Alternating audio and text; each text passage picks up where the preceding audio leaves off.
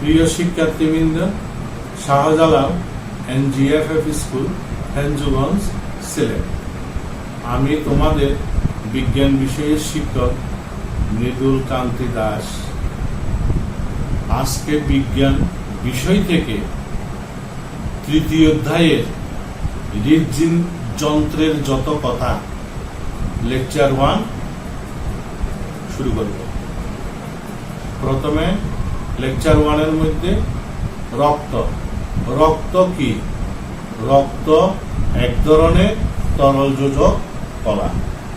কিছুদিন আগে কোরবান শেষ হয়েছে, অর্থাৎ গরু ছাগল জবাই করার পর যেই ঘন অস্বচ্ছ লাল রঙের পদার্থ দেখা যায় তাকেই বলা হয় রক্ত। অর্থাৎ রক্ত এক ধরনের তরল যোজক কলা। এই রক্ত মানব দেহের শরীরে 5 থেকে 6 লিটার রক্ত থাকে এবং প্রতিটি মানুষের ওজনের প্রায় 8 ভাগ হচ্ছে রক্ত, অর্থাৎ শতকরা 8 ভাগ হচ্ছে রক্ত। হিমোগ্লোবিন নামক এক ধরনের রঞ্জক পদার্থ থাকায় এই রক্ত লাল দেখায়। রক্ত লাল দেখার কারণ হচ্ছে হিমোগ্লোবিন নামক এক ধরনের রঞ্জক পদার্থ থাকায় রক্ত লাল দেখায়। এই হিমোগ্লোবিন লোহগঠিত প্রোটিন জাতীয় পদার্থের কারণে আবার লাল দেখায়। এবার রক্তের উপাদান। রক্তের উপাদান রক্তরস এবং রক্ত কণিকা। রক্তরস এবং রক্ত কণিকা। হিমোগ্লোবিন এর কারণে রক্ত লাল দেখায়। রক্তরসের মধ্যে রক্ত কণিকাগুলো ভাসমান অবস্থায় থাকে। এই রক্তকে সেন্ট্রিফিউজ করলে, রক্তকে যখন সেন্ট্রিফিউজ করা হয় তখন রক্তরস এবং রক্ত কণিকা আলাদা হয়ে যায়। রক্তরসের শতকরা ভাগ হচ্ছে 55 এবং রক্তের ভাগ হচ্ছে 45। আবার এই রক্তের তরল অংশকে বলা হয় প্লাজমা। এই প্লাজমার মধ্যে শতকরা 90 ভাগ থাকে পানি আর 10 ভাগ থাকে বিভিন্ন জৈব অজৈব যৌগ। এই জৈব যৌগগুলি যৌগ গঠন করে। রক্তরস আর রক্ত কণিকা। এবার রক্ত কণিকা।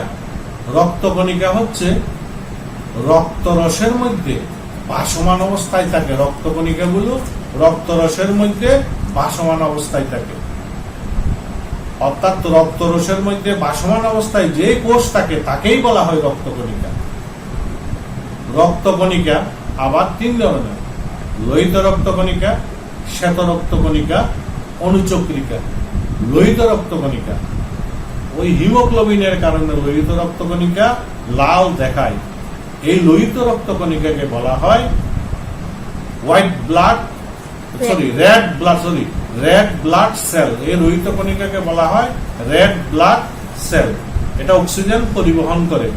এই লোহিত রক্ত কণিকা অস্থিমজ্জায় তৈরি হয়। উৎপন্ন হওয়ার পর রক্তরসে চলে আসে। এই লোহিত রক্ত কণিকার গড় আয়ুষ্কাল হচ্ছে 120 দিন বা 4 মাস। স্তন্যপায়ী প্রাণীদের লোহিত রক্ত কণিকা উৎপন্ন হওয়ার পর নিউক্লিয়াস বিহীন হয়ে যায়।